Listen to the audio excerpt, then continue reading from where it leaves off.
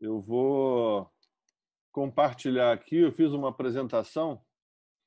eh, Logicamente que não dá para a gente aprofundar muito, né, esse tema, né, de poder de polícia, o controle, os instrumentos de controle ambiental. É um tema bastante denso, né, tem uma boa carga de questão jurídica envolvida. E, naturalmente, que isso não é o objetivo dessa palestra, não é esgotar esse tema e nem entrar num nível de profundidade que possa ser até complicado para alguns de vocês acompanharem, mas, de qualquer jeito, nós estamos aqui à disposição para tirar todas as dúvidas que vocês tiverem, tá? Vamos fazendo aqui com calma. Eu não tenho, da minha parte aqui, eu tô em casa, não tenho pressa de acabar, tá? Não tem limite de tempo aqui no meu pacote aqui do Zoom. Então eu quero poder ser o mais esclarecedor possível aí para a gente encerrar esse ciclo de palestras. E desde já, né, convidando vocês que quiserem, se vocês quiserem participar do curso, né, que a gente vai oferecer, e deixar aí uma mensagem aí no chat, ou então se inscrevendo lá na página no nosso site, tá? A gente pode depois, quando eu for divulgar esse curso, eu posso direcionar para vocês aí. Quem quiser participar vai ser bem-vindo, tá? Bom, então vamos falar um pouquinho sobre poder de polícia ambiental, né? Imagino que muitos de vocês já entendem esse termo, mas de qualquer jeito, para que fique todo mundo na mesma no mesmo nível de conhecimento, né? O poder de polícia ambiental não quer dizer necessariamente com polícia, né, e nem apenas com fiscalização, mas o poder de polícia administrativo, né, para a gente falar de forma mais genérica, é aquela prerrogativa que o agente público tem, né, e aqui nós estamos falando de servidor público mesmo, agente público, servidor, seja concursado ou não seja concursado, enfim, membro de guarda municipal, né, aquele que trabalha, né, para o serviço público, o agente público. Ele tem um poder de restringir determinados direitos, de restringir a ação do particular, com o objetivo de garantir que o interesse público, o interesse da coletividade prevaleça sobre o interesse individual, né? Um exemplo bem básico disso aí é quando é, o órgão público, uma Secretaria do Meio Ambiente, estabelece, né, uma necessidade, uma obrigação para o particular de solicitar uma autorização quando ele quer cortar uma árvore, né, mesmo que seja dentro da sua propriedade. É muito comum, às vezes as pessoas até acham estranho, né? Hoje nem tanto, mas no início, lá no início quando o direito ambiental começou a ser exercido, muitas vezes o cidadão tinha uma dificuldade de entender por que ele precisava pedir autorização para cortar uma árvore dentro do próprio terreno, né? E aí a gente precisava explicar, com o máximo de didática possível, né? Era necessário explicar que existe um interesse de toda a sociedade nas árvores, né, que se encontram dentro de um terreno.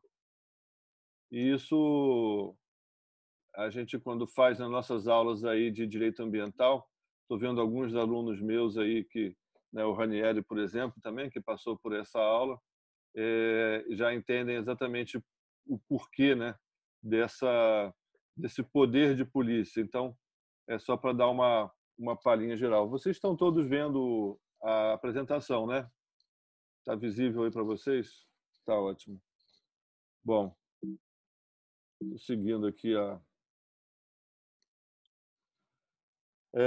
primeiramente, eu gostaria de falar muito também rápido sobre alguns instrumentos de controle ambiental, tá? Vocês estão vendo aí na tela um diagrama que tem 6 instrumentos que são, vamos dizer assim, na minha concepção, tá? Isso não é algo que esteja sacramentado em algum livro ou em alguma lei, embora todos esses instrumentos aí são instrumentos previstos em lei, a maioria está na Política Nacional do Meio Ambiente, mas isso, a partir dos meus estudos e da minha experiência, eu considero que seja uma boa diagramação do que seriam os pilares principais para qualquer órgão público que queira, que tenha a proposta de fazer um controle, né, das atividades que impactam o meio ambiente. E aí a gente pode estar falando tanto no nível federal, do estadual ou municipal. Então nós temos aí os padrões ambientais, né, que eu entendo que é o ponto de partida. Uma vez que você tenha padrões ambientais, você passa a ter também as infrações.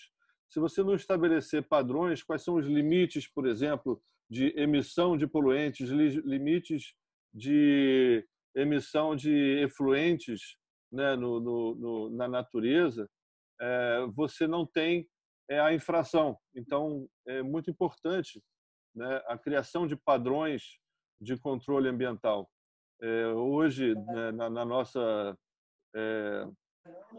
no nosso ordenamento jurídico, né, quem estabelece a maior parte desses padrões é o CONAMA, né, um órgão consultivo e deliberativo federal, que estabelece esses padrões. Aí nós temos as resoluções do CONAMA, que, né, uma boa parte delas, vocês que trabalham aí nos municípios já conhecem, né?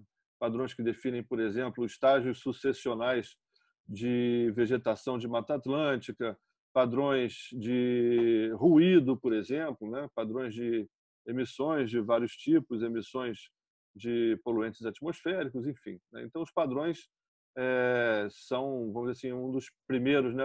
No meu modo de ver, um dos mais importantes instrumentos de controle ambiental nesse diagrama, nesse conjunto, nesse sistema.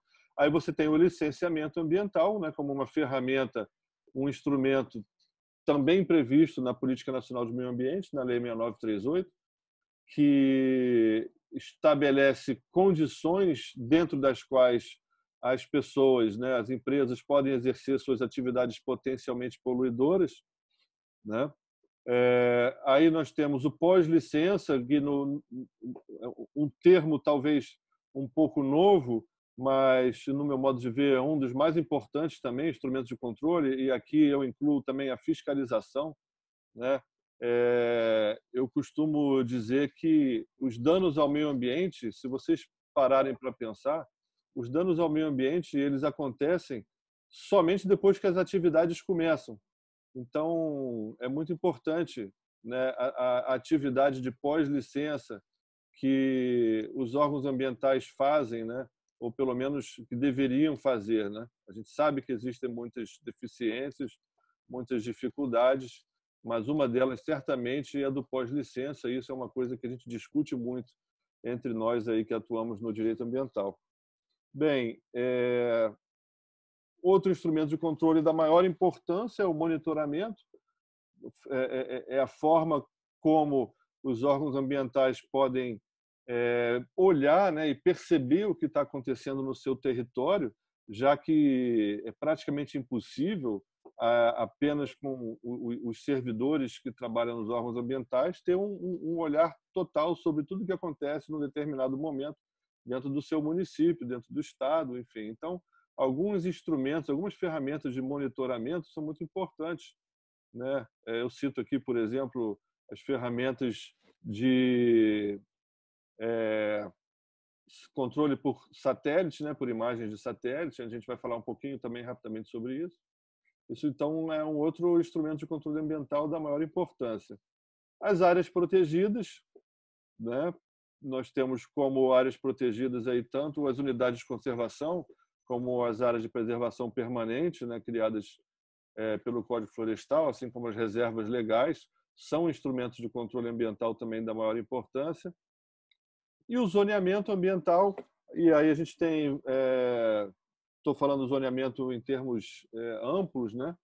E a gente, quando fala em zoneamento, a gente fala tanto das leis de uso e ocupação do solo, que quando criadas, né, tendo como parâmetro também as questões ambientais, as sensibilidades ambientais de cada município, né, cada um com suas peculiaridades, é um instrumento de controle ambiental, assim como o zoneamento econômico-ecológico, também previsto em lei e que considero também um dos instrumentos muito pouco utilizados e que seria da maior importância que a gente desenvolvesse isso um pouco melhor, né? Então, A ideia de apresentar esses instrumentos dentro de um programa, né, de um projeto, de um curso, de uma capacitação que visa fortalecer as agendas ambientais, é justamente para despertar em vocês que trabalham nos municípios, né, talvez alguns instrumentos que não estejam sendo muito bem utilizados em cada um desses municípios e que possam ser desenvolvidos aí a partir de agora, né, a partir dessa visão. Bom, uma das questões mais polêmicas, e talvez é aquilo que a gente vai focar mais aqui nessa palestra, é a questão das competências. É muito comum ainda, mesmo hoje, depois do advento da Lei Complementar 140, surgirem dúvidas sobre quem é competente sobre o quê, né? Então, a gente começa, quando a gente fala de competência legal para exercício de atividades, né, de poder de polícia ou para o exercício de qualquer atividade do setor público, a gente precisa mergulhar primeiro na Constituição Federal, que é aonde, do ponto de vista legal, né, onde tudo começa, né? Então, a gente precisa mergulhar um pouquinho no mundo jurídico aí. Eu vou pedir a paciência de vocês aí para conseguir ficar no foco, mas, obviamente, eu quero que, qualquer momento aí, vocês quiserem, tiver uma dúvida aí, podem pedir o microfone e a gente dá uma parada, tá? Enfim, em 1988, na Constituição Federal, chamada Constituição Cidadã, uma das grandes quebras de paradigma foi a elevação dos municípios, né, dos entes municipais, como ente federativo, né? Antes de 88, a República Federativa ela era formada pela União e pelos estados. Os municípios não entravam com esse status e com essa autonomia que a Constituição de 88 deu. E a partir então de 88, os municípios adquiriram esse status, né, de ente federativo com atribuições muito bem definidas, ou pelo menos definidas, né, ou muito bem. A gente questiona ainda um pouco, mas ficou muito claro a importância dos municípios a partir de 88, né, e a Constituição, em seus outros artigos, veio definir um pouco como é que se daria, né, essa repartição de competências, tá? Então, vocês estão vendo aí que a organização político-administrativa da República Federativa do Brasil compreende a União, os estados, o Distrito Federal e os municípios, entes autônomos, né, nos termos dessa Constituição. Ou seja, existe uma autonomia. E aí a primeira coisa que a gente tira, logo para desmistificar o conceito que algumas pessoas têm, não existe um poder de fiscalização entre esses entes. Ou seja, a União não tem atribuição de fiscalizar os estados, assim como os estados não têm atribuição de fiscalizar os municípios. Eu estou enfatizando isso, gente, porque eu vivi, durante esses anos aí da minha experiência, muitos conflitos e muitas situações em que os próprios órgãos públicos, às vezes, tinham concepções erradas sobre o seu papel. E posso dizer isso com muita tranquilidade sobre o papel, por exemplo, aqui no estado do Rio, do INEA, né, durante um tempo da FEMA e depois do INEA, com relação aos municípios, onde esses órgãos achavam que tinham o papel de fiscalização dos municípios. E até hoje a gente vê, às vezes, o IBAMA achando que pode mandar nos estados ou nos municípios. Enfim, ainda existe muita confusão, então é muito importante enfatizar esse artigo 18, que diz que esses entes federativos, né, esses 3 níveis de entes federativos, eles são autônomos, tá? O que existe na nossa Constituição com relação a essa repartição de competências, e isso é peculiar aqui da Constituição brasileira, outras federações no mundo, outras constituições têm formatos de repartição de competência um pouco diferentes. Vocês todos devem saber, por acompanhar as notícias, por exemplo, que nos Estados Unidos os estados têm uma autonomia muito maior, né, do que aqui no Brasil, por exemplo. Isso porque a Constituinte, né, a Constituição brasileira, escolheu um modelo de federação que é o chamado modelo cooperativo. Então, algumas competências elas até se misturam um pouco, né? E isso vai acontecer muito no que diz respeito às competências para o exercício do poder de polícia ambiental, como a gente vai ver aqui, tá? E como a gente está falando de município, eu começo direto ali no que são as competências dos municípios, tá? Ainda no aspecto constitucional. Uma das coisas que é muito bem definida com relação à competência municipal, e é uma competência chamada exclusiva, não é uma competência compartilhada, é o que está lá no artigo 30, que fala sobre os assuntos de interesse local, então legislar sobre assuntos de interesse local, embora interesse local seja uma questão muito pouco definida na legislação, e aí, nos dias de hoje da pandemia, né, desde que isso tudo começou, o que mais a gente viu aqui foram discussões sobre o que seria de interesse local, né, gente?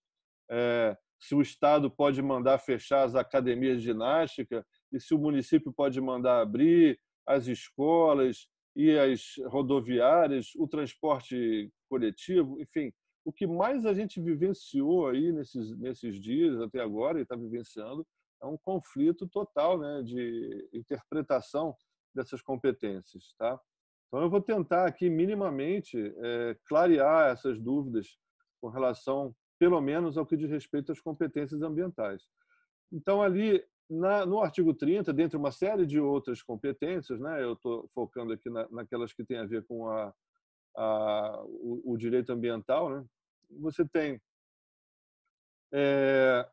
suplementar a legislação federal e estadual no que couber, isso é uma coisa mais ou menos genérica para todos os temas, promover no que couber adequado ordenamento territorial mediante planejamento, controle do uso, do parcelamento e da ocupação do solo urbano. Isso muitas vezes é feito através das leis de uso e ocupação do solo, dos planos diretores, né? E deixando bem claro que, se a gente for pensar aqui, aplicar isso na questão ambiental, né? Antes de mais nada, antes sequer de uma empresa, de uma atividade potencialmente poluidora, pensar em pedir o licenciamento ambiental, seja de competência do Estado, dos municípios ou da União, é preciso analisar dentro dessa esfera de competência que é dos municípios, através da Lei de Uso e Ocupação do Solo, se naquele local onde se pretende instalar aquela atividade, o município, o ordenamento territorial, permite aquela atividade de se instalar naquele local. Então, o poder local ele já começa logo por aí, de entrada. É a primeira coisa que o empreendedor tem que ver antes sequer de pedir uma licença ambiental. Isso vai surgir, esse debate vai surgir quando a gente for falar, né, não é o caso aqui desse curso, mas quando vocês forem debater, por exemplo, o novo sistema de licenciamento ambiental do Estado, que veio pelo Decreto 46.890, publicado no final do ano passado, e que ainda não entrou em vigor, e que dispensa, se alguns de vocês já foi lá ver, dispensa a obrigatoriedade de apresentação da certidão de uso e ocupação do solo do empreendedor no momento que ele vai requerer uma licença ambiental. Tá? Isso no âmbito estadual. A partir do momento que essa legislação entrar em vigor, que ela foi prorrogada agora recentemente, não está valendo ainda, isso vai afetar bastante, né, essa questão, que é uma quebra de paradigma bem drástica, no meu modo de ver. Bom, para a gente fechar essa parte de competência, né, então aí agora, para complicar um pouquinho, né, a gente fala dessa competência comum, né, e isso tem a ver com esse caráter cooperativo da nossa Constituição no que diz respeito à distribuição de competências. Quis o legislador constituinte definir como de competência comum a proteção do meio ambiente, né, o combate à poluição em qualquer de suas formas, preservação das florestas, a fauna e da flora. Isso é de competência comum entre a União, os estados, o Distrito Federal e os municípios. O que isso quer dizer na prática? Isso quer dizer na prática o seguinte: se você que trabalha no estado, você que trabalha na União ou no município, recebeu uma ligação de um cidadão qualquer, vamos supor aqui que o cidadão ligue para o IBAMA e diga que tem alguém cortando uma árvore no terreno ao lado da sua casa, né, desse cidadão, o IBAMA não pode dizer para o cidadão que não é competência dele, que ele não vai atender. Se ele ligar para o Estado, a mesma coisa. Se ele ligar para o município, a mesma coisa.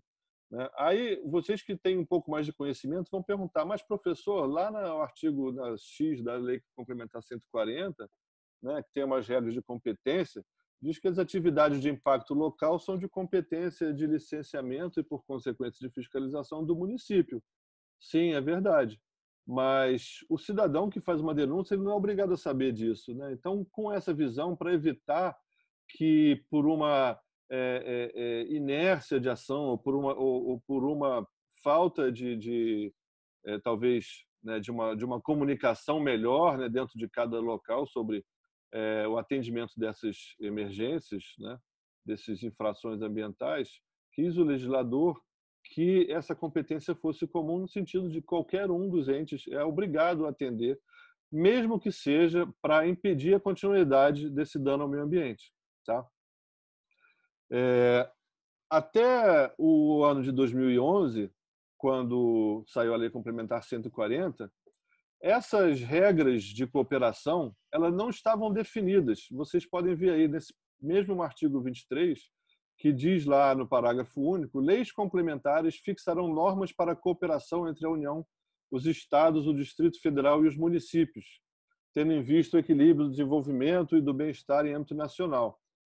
Ou seja, até 2011, quando saiu a Lei Complementar 140, isso gerava uma confusão enorme, né, sobre essa questão das competências, em especial as competências para licenciamento, né? O que acabou acontecendo diante da ausência dessa lei complementar, nós estamos falando de uma atribuição, né, de um dever de casa que o Constituinte, lá em 88, né, determinou para o legislador ordinário, ou seja, para os legisladores que vieram, né, na sequência da Constituinte, eles levaram 23 anos para fazer essa lei complementar. E, enquanto isso não aconteceu, existia muita confusão sobre quem era competente para licenciar ou para fiscalizar, em suma, para exercer o poder de polícia ambiental, né? Esse dever de casa acabou sendo atendido durante um tempo, né? A resolução CONAMA 237, que eu imagino que muitos de vocês devem conhecer, ela ficou valendo, embora com muito pouca segurança jurídica, já que uma resolução do CONAMA, se você for analisar do ponto de vista de direito constitucional, não poderia, em hipótese alguma, não tem os conselheiros do CONAMA não têm de jeito nenhum a prerrogativa de estabelecer competências para estados, União e municípios, né? Vocês podem imaginar que isso é uma repercussão muito severa, né, para que ficasse a cargo, né, dos representantes no CONAMA. Então, isso ficou valendo, sim, a resolução CONAMA 237 para efeito de competência, mas só e única e exclusivamente por ausência de uma legislação específica. A partir do advento da Lei Complementar 140, aí sim, né, um caráter mais seguro, né, menos frágil do ponto de vista constitucional, definindo essas competências e que acabaram não ficando muito diferentes do que já dizia a CONAMA 237. Só para dar uma pausazinha rápida aqui e tentar ver se ninguém está perdido aí, eu vou perguntar se, por enquanto, ficou alguma dúvida, alguém quer fazer um comentário? Está me ouvindo? Oi, Marcos. Boa Oi, tarde. Tudo boa bem? tarde. Você quer verbalizar a sua pergunta aqui para todo mundo ouvir? Sim, Fique à posso. vontade. É o seguinte, eu estava aqui acompanhando você já desde o início e é uma dúvida mesmo minha sobre o licenciamento. Por exemplo, quando o INEA dá para a gente um licenciamento, se o município, a Secretaria Municipal de Meio Ambiente, ela teria o poder, o direito de nos multar ou até ameaçar de fechar o nosso empreendimento, sendo ele licenciado pelo INEA. Eu queria tentar entender, até na prática também, se isso é possível ou não.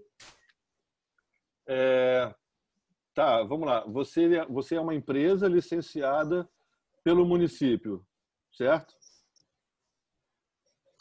Não, eu sou uma empresa, por exemplo, vou Aham. dar o exemplo da minha estação de tratamento de esgoto, a minha ETE, Tá. ela é Tá. licenciada pelo INEA Ah, tá. Pelo INEA, e beleza. a Secretaria Municipal de Meio Ambiente. Aham. Ela pode ficar lá me fiscalizando, ficar me cobrando tudo, se é o INEA quem é É uma boa meu pergunta. licenciador. É uma boa pergunta. Se você foi licenciada pelo INEA, a Lei Complementar 140, como a gente vai ver Uhum. aqui adiante, ela estabelece a competência de fiscalização para o Estado, tá? Mas a gente não pode esquecer só a questão do artigo 23 e uma eventual emergência, tá? Se acontecer, se a sua empresa estiver causando algum dano imediato, vamos supor que a sua estação de tratamento de efluente começou a vazar em algum lugar e começou Uhum. causando um dano no meio ambiente, tá? Com base no artigo 23 da Constituição e também na Lei Complementar 140, o município pode chegar e embargar a sua atividade cautelarmente. O que é isso? Né? É para evitar um dano maior.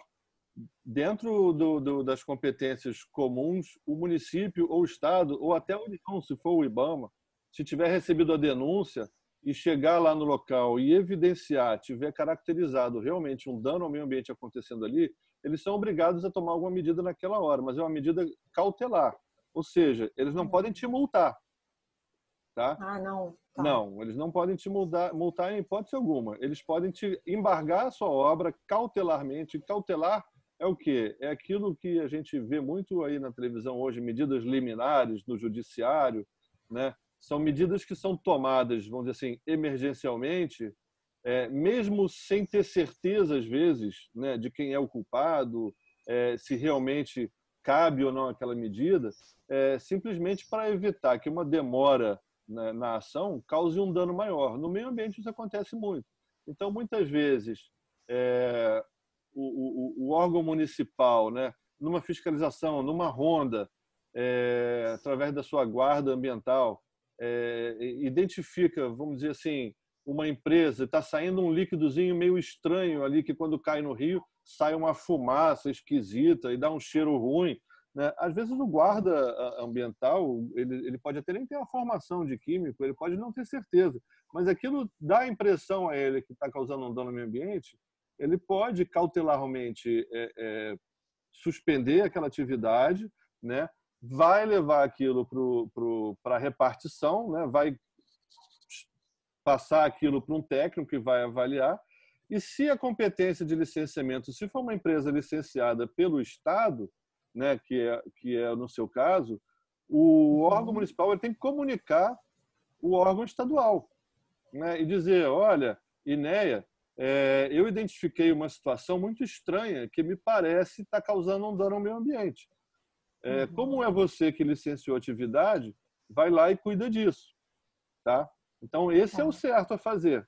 O que o município não pode fazer, se não for ele o competente para licenciar, e a competência para fiscalizar é decorrente da competência para licenciar, o município não pode instaurar um processo administrativo, fazer auto de infração, estabelecer multa. Isso ele não pode mesmo. Isso está bem claro na legislação.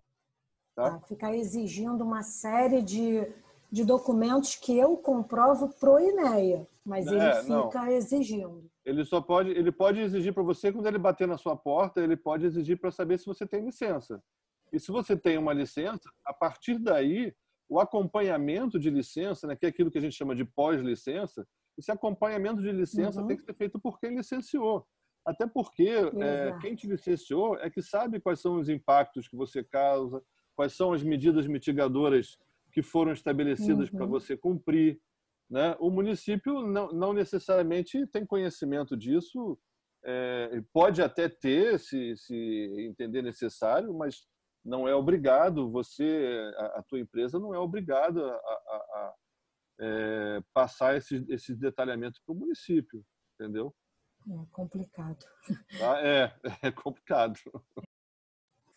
Beleza? Eu vou continuar aqui então, em qualquer momento aí vocês fiquem à vontade. Tá bom? Enfim, como eu disse, a Lei Complementar 140, que veio em 2011, ela acabou ratificando muito do que já estava previsto na Resolução CONAMA 237. Né? Então, assim, vamos focando aqui só na competência municipal. O que ficou combinado? Ficou combinado que as atividades ambiental de âmbito local, né, como está aqui nesse quadrinho, considerados os critérios de porte, potencial poluidor e natureza da atividade, são atividades cuja competência para licenciar são dos municípios, né, além daquelas atividades localizadas ou desenvolvidas em unidade de conservação ou instituída pelos municípios. Tá? Isso, de certa forma, já é o que estava estabelecido na regra anterior. O que não estava estabelecido anteriormente na CONAMA 237 era o que é impacto de âmbito local. Né? Isso sempre foi uma grande dificuldade, um grande causador de conflito, que ficou resolvido dessa forma que está aí. Quem vai definir o que é impacto local são os conselhos estaduais de meio ambiente. Então, de uma certa forma, a competência dos municípios está amarrada numa decisão dos conselhos estaduais de meio ambiente. Não é uma decisão do INEA, não é uma decisão da Secretaria do Ambiente, seja de qual estado for. Né? Isso foi feito de propósito, exatamente para não criar a falsa impressão, né, de que o Estado pode fiscalizar ou pode determinar a competência municipal. Tudo bem, nós estamos falando de conselhos estaduais e aí quem participa sabe que vai muito politicamente, né, a vontade do ente estadual acaba sendo muito forte nessas decisões.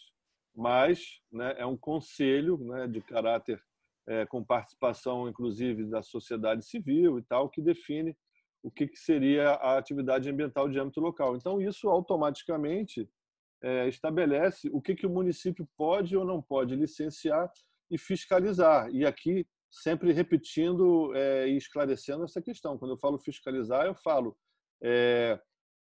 instaurar um processo administrativo em cima de uma infração ambiental, emitir um auto de infração e, eventualmente, multar, fechar a empresa. Tá?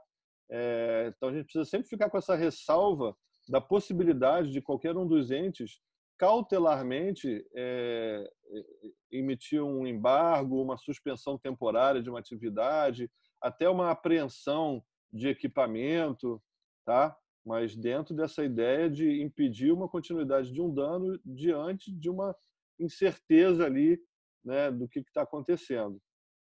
Tá? Então, da mesma forma, dentro das unidades de conservação, as atividades aí, independente de serem o impacto local ou não, elas passam a ser de competência do município em licenciar.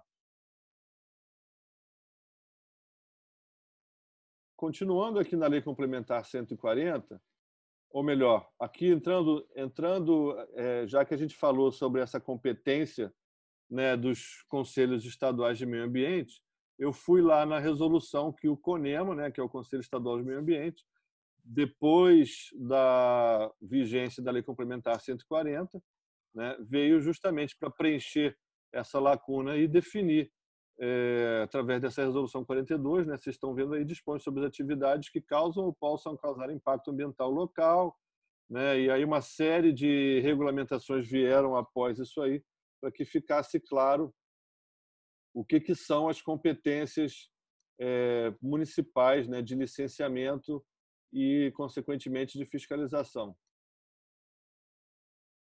Importante destacar que, acompanhando também o que a Lei Complementar 140 falou, existe uma limitação, né, quanto à possibilidade dos municípios de exercer essa competência de licenciamento. Né?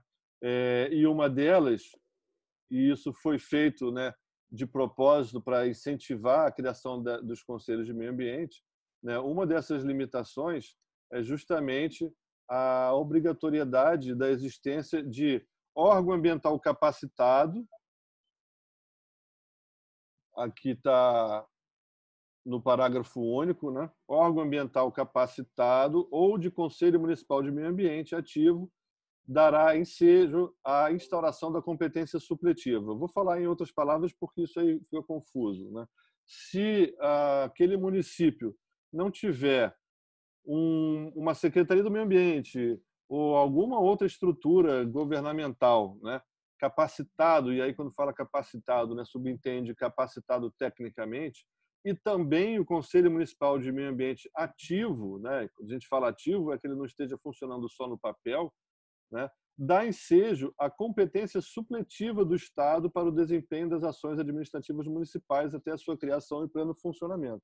Então, o que é importante vocês entenderem aqui? A obrigação, a responsabilidade, a competência para o licenciamento e fiscalização, ela é originalmente dos municípios, tá?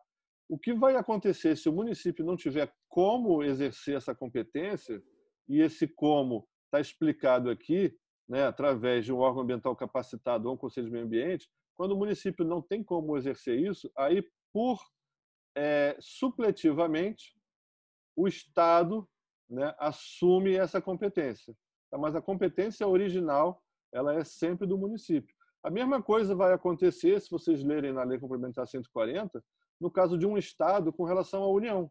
Se por acaso um Estado da Federação, um Estado qualquer, Mato Grosso, Rio de Janeiro, enfim, se qualquer Estado não tiver um Conselho de Meio Ambiente ativo, se não tiver um órgão ambiental capacitado, né, o órgão, vamos dizer assim, né, federal, ele assume supletivamente essa competência.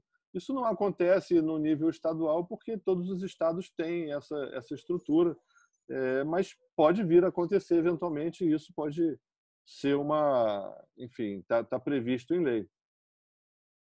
Tá? E aqui ainda na resolução do CONEMA, o Estado do Rio de Janeiro, em especial, ele foi mais a fundo para estabelecer o que é, né, um conselho municipal ativo, né? E aqui nas palavras, né, da resolução CONEMA 42, o Conselho Municipal de Meio Ambiente existente para efeitos dispostos na resolução é aquele que possui regimento interno instituído com definição de suas atribuições, previsão de reuniões ordinárias e mecanismo de eleição dos componentes, além de livre acesso à informação sobre suas atividades. Tá? Então, você que está num município que pretende exercer essa competência de licenciamento, precisa atender a essa exigência. Tá? Bem, e também com relação... Marcos, Opa, pode falar, Elomar, fica à vontade. uma dúvida, por favor. Você informou aí que os conselhos estaduais têm o dever de estipular as atividades que são impactantes no município, as atividades que são de impactos locais nos municípios. Isso já está definido ou isso é avaliado em cada município, em cada realidade? Não, isso é avaliado para o Estado como um todo. O Estado precisa definir o que é impacto local, tá? E ele define o que é impacto local com base na tipologia da atividade e do porte, né? É uma combinação dessas duas coisas, né? Aquilo que a gente chama de enquadramento, e isso veio em resoluções posteriores dessa resolução CONEMA, são diretrizes do próprio INEA, se não me engano, 52 e 53, que aí você vai ter, né, um quadrinho onde você coloca lá, não sei se você algum de vocês experimentou o aplicativo, né? Isso foi criado na nossa gestão, um aplicativo que você preenchia lá, respondia as perguntas, número de funcionários, tipologia, né, o KNAI da atividade, você fazia essa combinação de informações e aquilo levava a um enquadramento, né? E esse enquadramento ele vai dizer o que é atividade de impacto local e, por consequência, o que é de competência do município. Tá? Então, isso é posto para todos os municípios. Não existe assim, isso é impacto local para efeito de Casimiro de Abreu, o impacto local no Rio de Janeiro é outro, o impacto local em Volta Redonda é outro. Não. Tá? O que vai variar, isso é uma coisa também discutível, tá, gente? Isso a gente precisa depois, se vocês quiserem, no final a gente debate isso aí. É muito discutível uma coisa que o Estado faz hoje, tá? E eu falo isso porque na minha gestão eu questionei muito isso, que é essa definição de quantidade mínima de técnicos de uma área ou de outra. Isso é extremamente discutível, isso pode ser questionado judicialmente, com certeza. Isso é uma herança de antes da Lei Complementar 140, quando existia a figura dos convênios, tá? Mas a gente pode guardar isso aí para um debatezinho um pouquinho aí quando a gente terminar. Mas respondendo a sua pergunta de forma bem objetiva, impacto local é o mesmo para qualquer município. Entendi. Então, a partir daí, Marcos, vem uma outra dúvida. Automaticamente, quando o município resolve assumir para si, assumir não, que de fato é próprio do município, quando pega essa atividade de licenciar as atividades ambientalmente de impacto local dentro do município,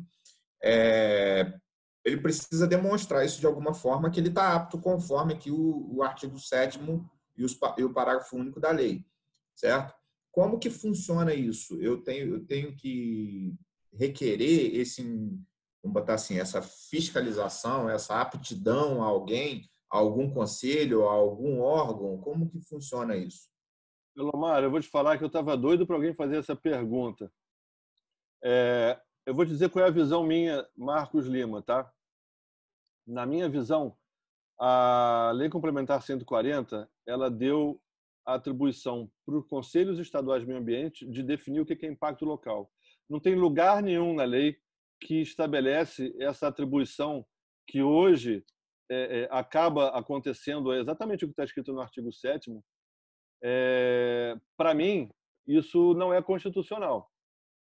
Tá? No meu modo de ver, se eu sou um município e eu tenho 2 técnicos, vamos dizer, 2 geógrafos, um engenheiro florestal e só, e eu resolvo, né, exercer a minha atividade de licenciamento com base numa lei que eu vou fazer, meu município tem lá, criou uma lei de licenciamento e tal, eu tenho 2, 3 técnicos, eu tenho o Conselho de Meio Ambiente funcionando e eu resolvo licenciar. Eu vou dizer para você, da minha percepção, o Estado não tem a prerrogativa de dizer que eu não posso licenciar, porque a lei não conferiu ao Estado a competência para definir o que é órgão ambiental capacitado. Tá? Se você for ler a Lei Complementar 140, você não vai ver lugar nenhum lá dizendo que é o Estado que diz o que é órgão ambiental capacitado. Mas aí, beleza, vamos guardar isso aqui e pensar agora como cidadão, né? Poxa, mas tem município aí que não tem condição de licenciar e está licenciando, beleza? É uma questão subjetiva. É difícil você dizer o que precisa ou não precisa para licenciar no detalhe, né?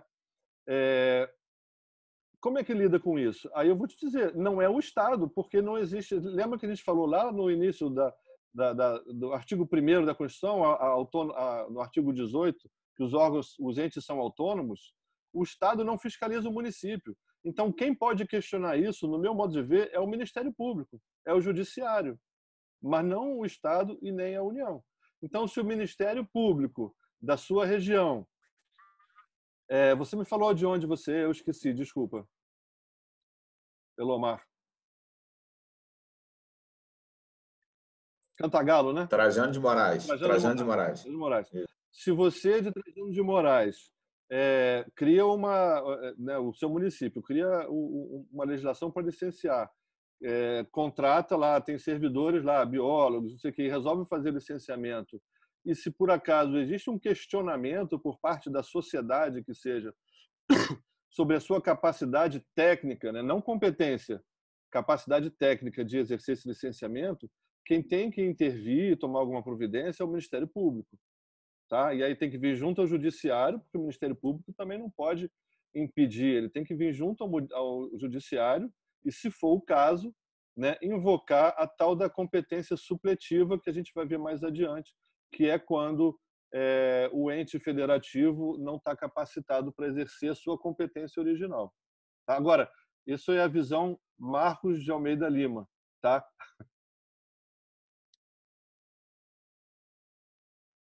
Mais alguma dúvida, gente, por enquanto? A gente pode voltar a isso depois. Não, deixa só eu terminar aqui essa questão, até para encaixar essa ideia dessa competência supletiva, né? Aqui a gente, concluindo aqui a Lei Complementar 140, outras ações administrativas que são de competência dos municípios, formular, executar e fazer cumprir a política municipal de meio ambiente, elaborar plano diretor, observando os zoneamentos ambientais, aqui aquela ferramenta do zoneamento que eu citei lá no início como muito importante, né? E nem todos os municípios têm, definir espaços territoriais e seus componentes a serem especialmente protegidos, aqui nós estamos falando da criação de unidades de conservação e até mesmo áreas de preservação permanente. Tá? Eu não sei se todos vocês sabem, mas além das áreas de preservação permanente criadas pelo Código Florestal, qualquer município, qualquer estado pode criar outros tipos de áreas de preservação permanente. Tá? Isso é um instrumento de controle também que muitos municípios, dependendo das suas características, podem criar. Controlar a produção, comercialização, emprego de técnicas, enfim, exercer o controle, as atividades de modo geral de exercício do poder de polícia ambiental, né? Dentro daquelas regras que a gente viu ali de impacto local, elas são ações administrativas dos municípios. Vamos falar de um negócio também que gera muito polêmica, que é a questão de supressão de vegetação, né? E o que a lei complementar diz aqui? A supressão e o manejo de vegetação e florestas e formações sucessoras em florestas públicas municipais e unidades de conservação instituídas pelo município, né? Em princípio, elas são também de competência do município. Então, dentro das unidades de conservação, né, elas são de competência do município. Supressão e manejo de vegetação de florestas e formação sucessoras em empreendimentos licenciados ou autorizados pelo município, né? Em princípio, se o município licencia, vamos dizer, uma cervejaria, uma estação de tratamento de efluentes ou uma atividade de um empreendimento imobiliário, se a competência para licenciar, com base naquelas regras, né, de impacto local definidas pelo CONEMA, for do município, é também a competência do município autorizar a supressão. Tá? Agora, existem as exceções, né? Os advogados adoram as exceções. Se não fossem as exceções, não tinha serviço para advogado, era um problema sério. Mas, então, guarda isso que aqui falei, que a gente vai ver adiante as exceções, né, que o próprio lei complementar já deixou aqui uma brecha. O manejo e supressão vegetal em situações ou áreas não previstas nesta lei complementar dar-se-ão nos termos da legislação em vigor. Vamos lá, o que vocês já sabem me dizer que é uma situação de uma lei específica que define competências para autorização de supressão? Aqui na nossa região é simples, é a lei da... então, eu estou fazendo uma referência aqui ao CONEMA, que reproduz o que está na lei da Mata Atlântica, só para ficar mais fácil entender. Então, aqui, supressão de vegetação de Mata Atlântica secundária em estágio inicial e médio de regeneração situada em área urbana poderá ser do órgão ambiental municipal competente, desde que, e olha aí, mais uma iniciativa legislativa de incentivar a existência de conselhos de meio ambiente, desde que o município possua conselho de meio ambiente com caráter deliberativo. Isso também passa batido muitas vezes por quem exerce, né, o controle da lei, né? O município pode autorizar a supressão de vegetação de Mata Atlântica até estágio médio de regeneração, desde que o município possua conselho de meio ambiente com caráter deliberativo e plano diretor e mediante anuência prévia do INEA. Então, vocês que ficaram empolgados aí, né, quando vem a anuência prévia do INEA, já jogou tudo por água abaixo, nós vamos precisar do INEA do mesmo jeito. Mas, enfim, quem vai emitir a autorização vai ser o município, não vai ser o INEA. O INEA dá a anuência. Eu acho isso muito confuso, eu não gosto muito dessas amarrações, né, de autorizações que dependem de um terceiro órgão, mas, enfim, é assim que a lei estabelece, né? E é assim que funciona. Então, a gente está falando dos limites de atuação do município, então aqui tem um limite muito bem caracterizado. Tá? Não é a mesma coisa para a vegetação de estágio inicial. Mas estágio inicial também, né, gente? Vocês sabem que estágio inicial de Mata Atlântica praticamente é capim.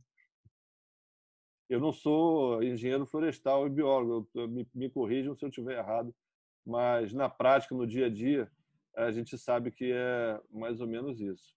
Tá?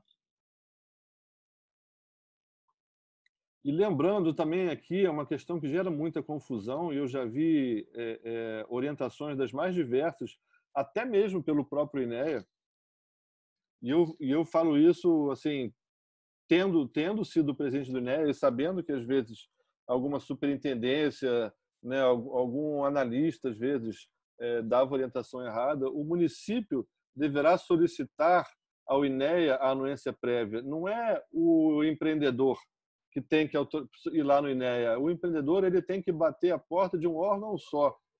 O órgão, já que a lei estabelece essa necessidade da anuência, o órgão municipal, a Secretaria do Meio Ambiente do município de vocês, quando identificar, né, uma caracterização como essa, né, de estágio médio de vegetação de Mata Atlântica, ele deve, o próprio Secretaria do Meio Ambiente, encaminhar para o INEA emitir a anuência prévia. Não é dizer para o empreendedor, para o requerente, para o consultor, olha, você tem que ir lá no INEA pedir anuência. Não, é a anuência quem pede, quem tem que pedir ao órgão ambiental, isso com base na própria resolução do CONEMA. Tá? Bom, aqui, né, até para a gente fechar essa questão das competências, né, e ficar mais claro essa ideia da atuação supletiva, principalmente, isso também é uma outra coisa que gera muita confusão, né, entre essa atuação subsidiária e a supletiva. E aqui, pelo menos vocês que fazem curso comigo, saem daqui sem essa dúvida. O que é a atuação supletiva? Vou começar pela supletiva porque a gente falou nisso. A atuação supletiva é quando um ente federativo, isso nas palavras ipsiliteris aí da lei, se substitui ao ente federativo originariamente detentor das atribuições nas hipóteses definidas nesta lei complementar. Essa substituição supletiva ela vai acontecer naquelas hipóteses, né, quando o órgão ambiental, vamos falar aqui do municipal, né, quando o órgão municipal, aquele município não tem conselho de meio ambiente, por exemplo, né, ele perde, né, a sua capacitação legal para exercer a sua competência em licenciamento, e aí o órgão estadual ocupa esse espaço de forma supletiva. Tá? Não precisa nem o município pedir, né? Isso vai ser exercida automaticamente. E normalmente o que acontece, né? Historicamente você não tinha o município atuando, então historicamente o Estado ocupava esse espaço. Conforme os municípios foram se capacitando e antes da Lei Complementar 140 existia um instrumento chamado, né, dos convênios, pelo menos aqui no Estado do Rio, aí o município ia ao INEA. Isso só começou depois, praticamente depois que o INEA surgiu, então isso não existia na FIEMA. O município ia ao INEA e pedia para fazer um convênio para poder licenciar. E aí sim, nessa época, como isso dependia, né, de uma autorização do órgão estadual, né, de repassar essa competência, embora também questionável do ponto de vista constitucional, mas era assim que funcionava, aí sim o Estado podia dizer assim, tá, eu só vou fechar esse convênio com você se você tiver 2 geólogos, 3 engenheiros florestais, 5 biólogos. Aí tudo bem. Aí como era um instrumento, né, um convênio que depende da vontade das duas partes, era normal isso acontecer. É por isso que existe muita confusão hoje, porque depois que veio a Lei Complementar 140, esses convênios deixaram de ser necessários. Então, muitas vezes os municípios que atuavam de acordo com esses convênios criaram essa subserviência, vamos dizer assim, né, ao órgão estadual. Eu assim, vivenciei isso dos dois lados, gente, porque eu estive no município, eu trabalhei na Secretaria de Meio Ambiente de Petrópolis durante esse período de convênio. Primeiro eu fui secretário, mas quando eu fui secretário o município não licenciava. Depois eu trabalhei como diretor de licenciamento. Tem aí meu amigo Paulo Vasques aí que me conheceu nessa época, mais ou menos. E eu tinha altos embates com o INEA, né, o pessoal do INEA, que ia lá fiscalizar, né, o que o município estava fazendo, né, inclusive ia olhar as licenças que eram emitidas, se estava certinho, se não estava certinho, as condicionantes. Então, isso, no âmbito do convênio que existia nessa época, isso era perfeitamente compreensível. mas deixou de ser com o advento da Lei Complementar 140. Então, isso é atuação supletiva, tá? É uma substituição natural de uma competência pela incapacidade de um ente federativo. A atuação subsidiária é o quê? É quando um ente federativo, que é originariamente detentor dessas competências, solicita auxílio no desempenho das atribuições decorrentes das competências comuns. Então, vamos lá.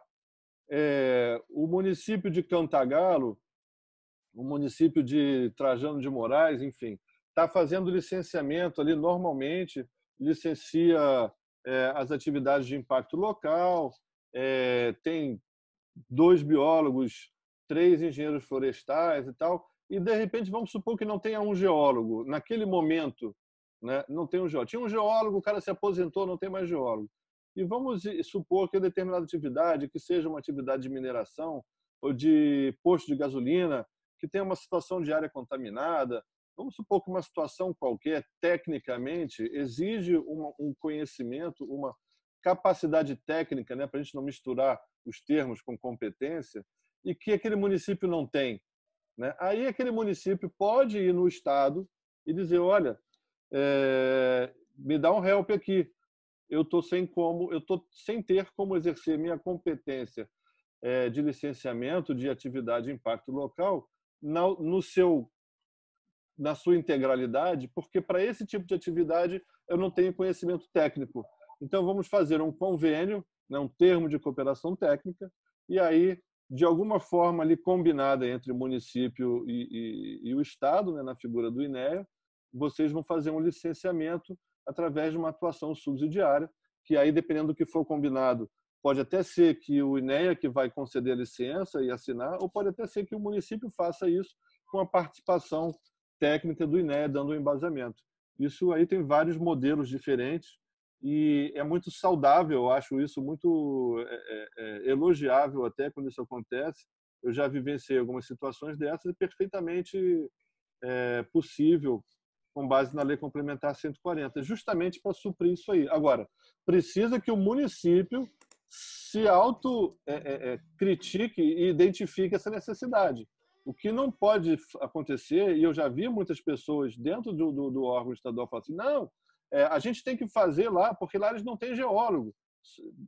Não, ele tem que pedir ajuda. Você não pode, o Estado não pode chegar lá porque concluiu que não tem geólogo naquele município e dizer, não, agora eu vou licenciar posto de gasolina. Não é assim.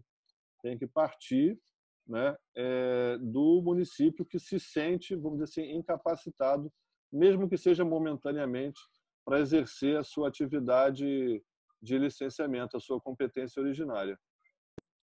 Ficou claro isso? Isso hoje está funcionando, Marcos? Oi? Isso hoje está funcionando assim? Isso é a lei, Elomar. Isso é a lei. Se o INEA está funcionando e está fazendo isso acontecer, só é o caso concreto, só se você fizer uma experiência.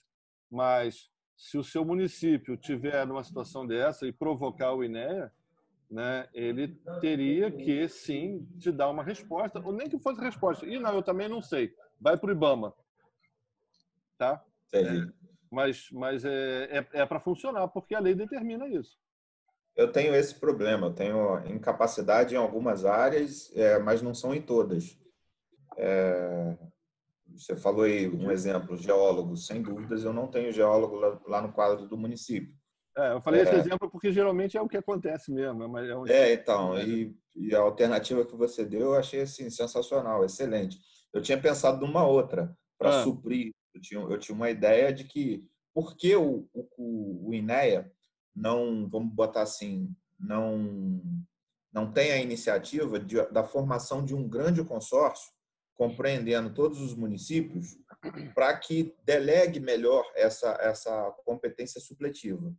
Entendeu? Aí seria um pacotão, fechadão assim entre INEA e todos os demais entes aí para poder uma formação de um consórcio gigantesco, né? Ou seja, que abarcaria o estado inteiro. Eu acho que desafogaria um pouco a demanda das superintendências do INEA com as licenças de baixo impacto e resolveria esse problema que eu vejo assim também nas experiências municipais que eu tive, que o grande problema é a mão de obra qualificada, técnica qualificada. é muito complicado. Então, eu vinha numa linha pensando desse jeito, mas pelo que você colocou aí, sem dúvidas, eu achei uma ideia sensacional também, se realmente for colocado em prática, né? Pegar a deficiência de cada local, de cada município, e o INEA supre com a capacitação, né? Com as pessoas qualificadas, na verdade.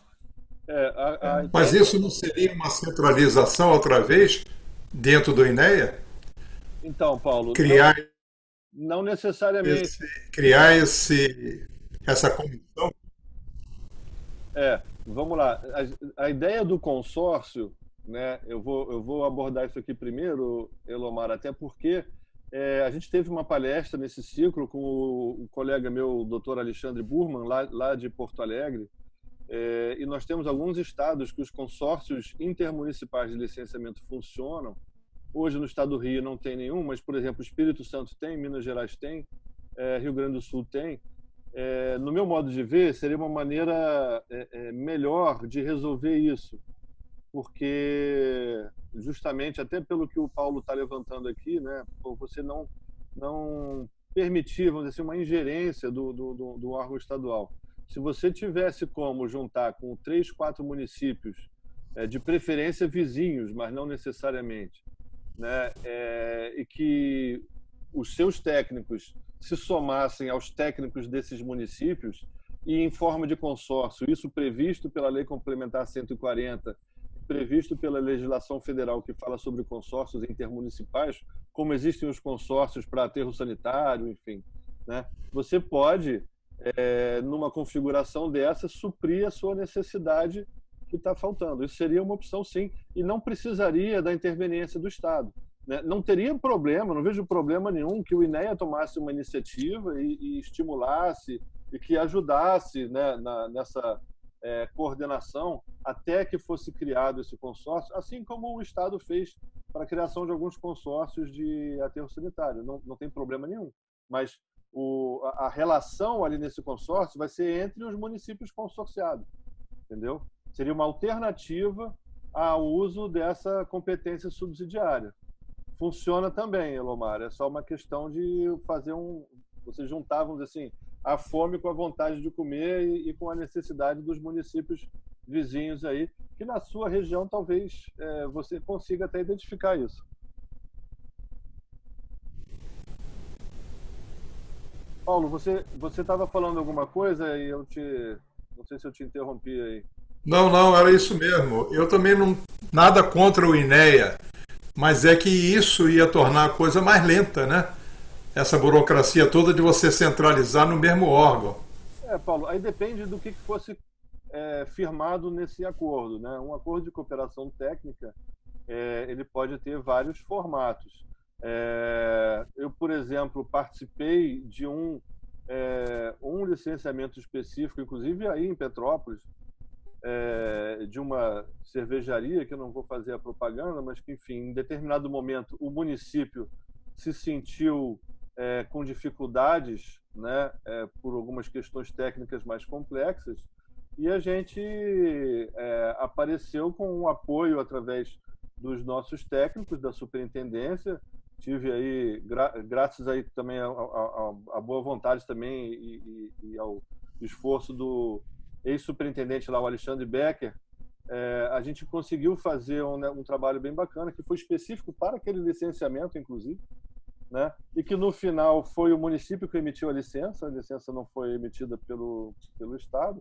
Ou seja, até porque, Paulo, assim, eu particularmente, enquanto estive no INEA, eu não fazia esforço para ter mais trabalho do que o necessário, não. A gente acredita muito, né, até por uma questão não é de preguiça, porque a gente acredita justamente na capilaridade que você consegue adquirir quando você transfere, quando você permite, né, o exercício do poder local.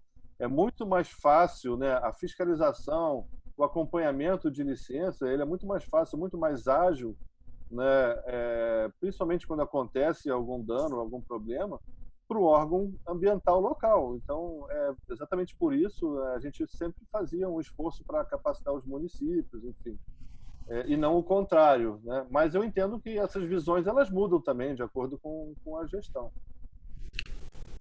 Com certeza. Eu só queria dizer que a ideia do consórcio intermunicipal me parece uma solução bem melhor. Essa palestra, inclusive, se depois vocês que não acompanharam, ela está no YouTube, no meu canal. Eu posso disponibilizar o link para vocês depois. Ótimo. Bem interessante. Tá? Tá bom. Bom, eu quero só aqui para a gente encerrar, pelo menos a parte da apresentação, né? Finalizando com aquele mesmo diagrama que a gente começou, né? O que seriam iniciativas que reforçam, né, as agendas ambientais locais de acordo com esse diagrama de instrumentos de controle ambiental. Então, a gente tem, né, alguns eu já comentei, no que diz respeito ao zoneamento, a própria lei de uso do solo, que pode ser aprimorada para incorporar questões ambientais, né, áreas mais suscetíveis, né? Isso tudo facilita muito a vida do empreendedor. Isso não é só de interesse do órgão ambiental ou da sociedade civil ou do cidadão. Para o próprio empreendedor, eu tenho certeza que o meu amigo Paulo, aí, arquiteto, que tem vários empreendimentos aí imobiliários no município de Petrópolis, ele preferiria, se ele pudesse olhar em algum lugar, que já dissesse para ele, antes sequer dele pedir uma licença ambiental, em qual local, em qual região do município ele poderia implantar determinada atividade, sob a ótica ambiental. Sob a ótica urbanista, ele já sabe isso, mas sob a ótica ambiental, nem sempre. Então, assim, esse tipo de zoneamento, esse tipo de instrumento de controle, que eu vejo como muito pouco utilizado, ele facilitaria imensamente o licenciamento. Eu diria, inclusive, que ele pode dispensar uma licença prévia. Né? Um município que souber trabalhar com zoneamento, ele pode dispensar uma licença prévia. O camarada vai lá com o seu projeto já mais avançado, né, Paulo? Você já vai, em vez de você chegar lá só com o seu projeto conceitual e tal para pedir a licença prévia, você sabendo que do ponto de vista, porque o que é a licença prévia? A licença prévia ela simplesmente diz que aquele projeto, em sua concepção, é passível de ser realizado naquela localidade, do ponto de vista ambiental. É só isso que diz. O cara, com a licença prévia, não pode construir nada, não pode cortar uma árvore sequer. Muitas vezes acaba sendo útil, né, para efeito de se obter aprovação de empréstimo e tal, mas do ponto de vista ambiental, você chegar lá com um empreendimento que esteja proposto para o local adequado, né, e você já chega no órgão ambiental com seus projetos executivos, já pedindo uma licença de instalação, isso com certeza diminuiria o tempo, a burocracia, e o órgão ambiental perderia menos tempo analisando o papel e poderia estar mais tempo na rua, em campo, exercendo aquilo que eu acho que é o mais eficiente, que é verificar se os danos ambientais estão acontecendo. Né? A gente não, eu sempre falava isso sempre lá no INEA. Eu nunca vi acontecer dano ambiental nenhum dentro de um processo de licenciamento. A gente tem aí outros instrumentos que são interessantes, né, em nível municipal, né, são as rondas ambientais, que aí quando você sistematiza, você consegue otimizar o seu licenciamento, você libera mais tempo para os seus técnicos estarem em campo, né? Mas aí você tem essas rondas ambientais que eu acho que, dependendo do município, são bem eficientes. Vocês têm, hoje a gente tem o Olho no Verde, né, que é um programa do Estado, mas que está disponível para auxiliar os municípios através das imagens de satélite que detectam até num grau de